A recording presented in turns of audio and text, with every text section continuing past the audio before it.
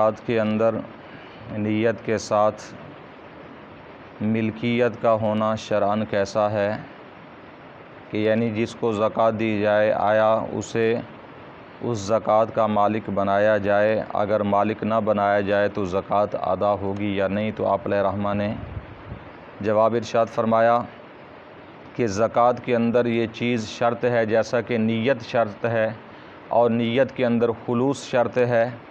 इसी तरह फरमाया कि ज़कात के अंदर फ़कीर को उस ज़कात का वो रकम की सूरत में है या खाने की सूरत में है या कपड़े की सूरत में है या किसी भी और साज़ो सामान की सूरत में है, शर्त ये है कि उसे उस ज़कात का मालिक बना देना ये लाज़मी और ज़रूरी है। अगर मालिक नहीं बनाया तो ज़कात अदा नहीं होगी।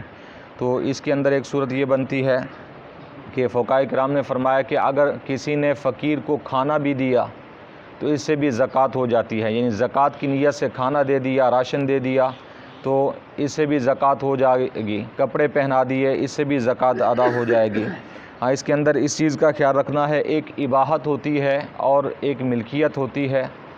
इबाहत के साथ ज़कात नहीं होती, यानी किसी के लिए कोई चीज़ मुबाह कर देना, जैसा कि खाने की दावत करना और उसमें फ़ुक़रा को बुलाना, फ़ुक़रा को खाना खिलाना, इससे ज़कात अदा नहीं होगी। घर में खिलाएं, इससे ज़कात अदा नहीं होगी, इसलिए कि ये तो सिर्फ़ मुबाह करना है, ये तो खिलाने के लिए है। इसलिए शरई हुक्म है कि अगर कोई किसी के घर में खा रहा है तो उसे ये इजाज़त नहीं है कि किसी और को बुला के वो खाना खिलाए, हत्ता कि किसी परिंदे को डालना भी जायज़ नहीं है।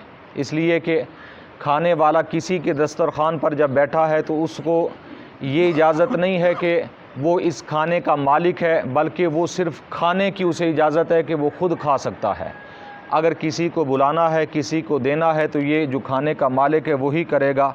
इसलिए ज़कात भी इस तरीके से अदा नहीं होती, यानी अगर खाने पर फ़ुक़रा को बुलाकर खाना खिला दिया जाए 2-3 टाइम का या कुछ टाइम का, तो इससे ज़कात बहरहाल अदा नहीं होगी। हाँ, ज़कात उस सूरत में अदा होगी चाहे खाना तैयार है या गैर तैयार शुदा खाना है, फ़कीर को दे दिया जाए, अब फ़कीर की मिल्कियत में है, वो खाए, किसी को दे, जो मर्ज़ी करे कि वो मालिक बन चुका है।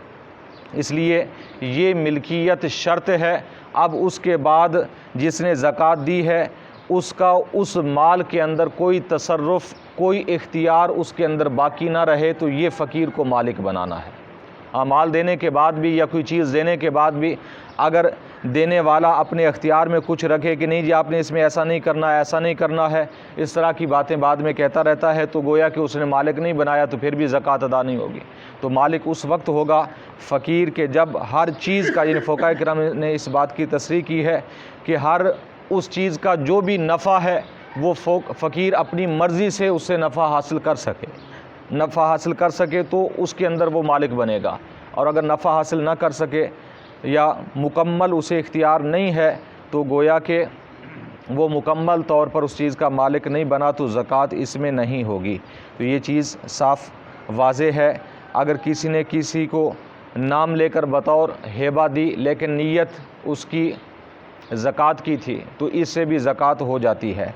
यानी इसमें फ़ुक़हा किराम ने फरमाया अगर कोई शख्स किसी फ़कीर की इज़्ज़त का ख़्याल रखता है, नीयत ज़कात की करता है और मालिक भी बनाता है, ज़कात ही की नीयत से किसी को कुछ अता करता है, लेकिन बज़ाहिर लफ्ज़ कहता है ज़ुबान से कि जी मैंने आपको तोहफ़ा दिया है, मैंने आपको ईदी दी है, मैंने आपको ये फ़ुला मद में दिए हैं, तो दिल में नीयत ज़कात की करता है तो उसकी दिल की नीयत काबिल कबूल होगी, ज़ुबान के अल्फाज उसके कबूल नहीं होंगे, इसलिए उसकी ज़कात बिल्कुल सही है और सही तरीके से अदा हो जाएगी। बल्कि फ़ुक़हा किराम ने यहाँ तक फरमाया कि अगर सामने वाला जिसे ज़कात दी जा रही है सफ़ेद पोश है और इस चीज़ को अच्छा नहीं समझता कि ज़कात कहकर उसे दी जाए, तो हुक्म ये है कि फ़कीर है, उसका हक़ है ज़कात देना, लेकिन उसे अब ज़कात के लफ्ज़ कह कर ना दें बल्कि ज़कात की नीयत करें और ज़ुबान से कुछ और अल्फाज कह दें कि जी मेरी तरफ़ से ये आपका ताउन है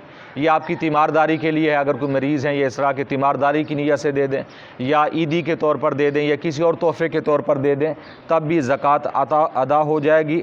असल जो नीयत है इसके अंदर वो शर्त है, नीयत शर्त है और मिल्कियत शर्त है। जब ये दो चीज़ें पाई जाएंगी तो उसके अंदर ज़कात अदा हो जाएगी। दीगर और भी ज़कात की शराइत हैं, इंशाअल्लाह वो आगे आएंगी। अल्लाह ताला की बारगाह में दुआ है नबी करीम सल्लल्लाहु अलैहि वसल्लम के वसीला से हम सबको दीन की समझ अता फ़रमाए, आप अलैहिस्सलातु वस्सलाम के नक्शे कदम पर चलने की तौफ़ीक़ अता फ़रमाए। आमीन बिजाहिन नबीहिल आमीन।